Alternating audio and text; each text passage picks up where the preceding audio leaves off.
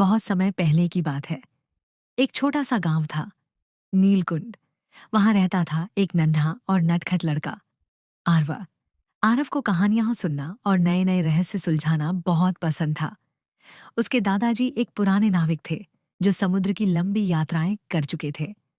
दादाजी की कहानियों में अक्सर एक जादुई टापू बाजार का जिक्र होता था। उस टापू पर सोने के पेड़ हैं, पत्थर भी मोती जैसे चमकते हैं, और वहां एक अनोखा तोता रहता है जो भविष्य बता सकता है। दादाजी हर बार आंखें चौड़ी करते हुए कहते, क्या वो टापू सच में है दादाजी? आरव की आंखें चमक उठती। शायद है, लेकिन वो टापू सिर्फ उन्हीं को दिखाई देता है जिनके दिल में सच्चाई और साहस हो। आरव ने उसी दिन ठान लिया, वो टापू उसे ढूंढ कर ही रहेगा। एक दिन बारिश के बाद आरव दादाजी की पुरानी अलमारी से एक पुराना संदूक निकाल लाया।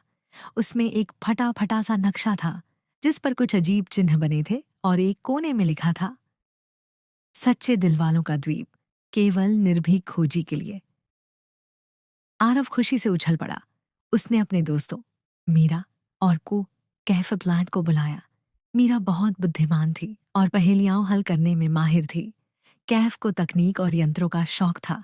तीनों ने मिलकर तय किया, अब टापू की खोज शुरू होगी।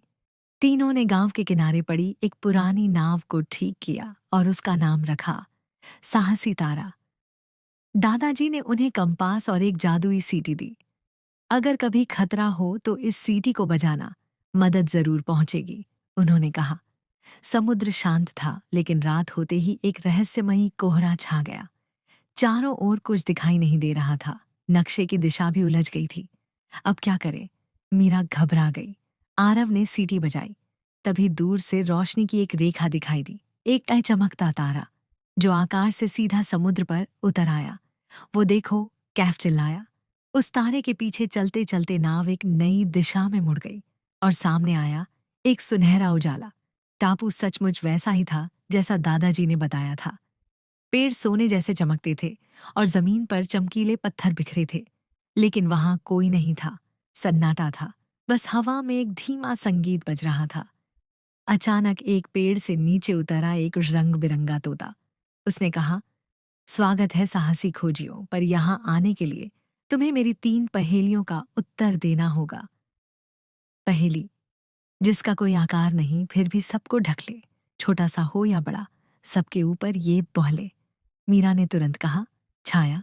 सही, तोता मुस्कुराया।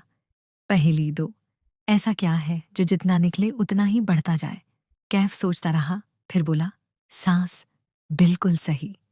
पहेली 3, जिसे पकड़ा नहीं जा सकता पर महसूस किया जा सकता है, जिसके बिना जीवन अधूरा है। आरव ने धीरे से कहा, प्यार। तोते ने जोर से ताली बजाई। तुम सब सच्चे खोजी हो। अब मैं तुम्हें टापू का सबसे बड़ा रहस्य बताता हूं। तोते ने उन्हें एक गुफा में ले जाकर बताया कि इस टापू का नाम है हिम्मत द्वीप। ये तब प्रकट होता है जब कोई अपने डर को जीत ले और दूसरों की मदद करने के लिए आगे आए। यहाँ जो कुछ भी है, सोना, रत्न, जादू, सब असली है, लेकिन इनका असली मूल्य तुम्हारी समझ और सच्चाई में है। गुफा के अंदर एक नीले क्रिस्टल से बनी दिल आकार की वस्तु बस चमक रही थी। ये है टापू का दिल। अगर तुम इसे छुओगे तो यह तुम्हें एक वरदान देगा, लेकिन सिर्फ एक। तीनों ने आपस में देखा। कैफ ने कहा, हम चाहते हैं कि हमारा गांव हमेशा खुशहाल और सुरक्षित रहे।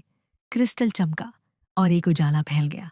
अगली सुबह जब तीनों जागे तो वे अपने गांव के किनारे थे। नाव अपनी जगह पर थी और उनके हाथों में टापू से लाई एक छोटी सी नीली क्रिस्टल की बूंदस थी, एक स्मृति। दादाजी मुस्कुराए। तुम सच में वहां गए थे, है ना? आरव ने सिर हिलाया। हमें वह मिल गया जो हम ढूंढ रहे थे। गांव में अगले दिन से अजीब बदलाव दिखा। सूखे कुएं में पानी भर आया, बीमार लोग ठीक होने लगे और खेतों में हरियाली लौट आई।